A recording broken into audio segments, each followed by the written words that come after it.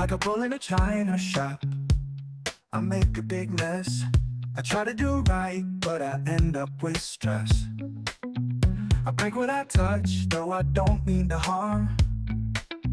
I just need some help to stay calm and disarm.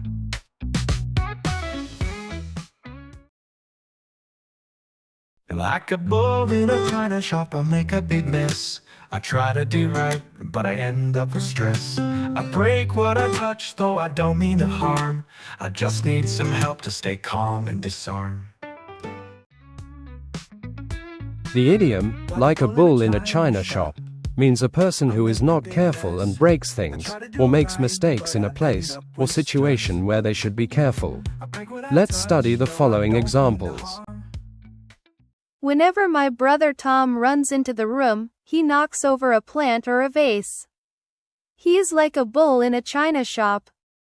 When Sarah tries to help in the kitchen, she accidentally breaks plates and spills milk or water everywhere, just like a bull in a china shop.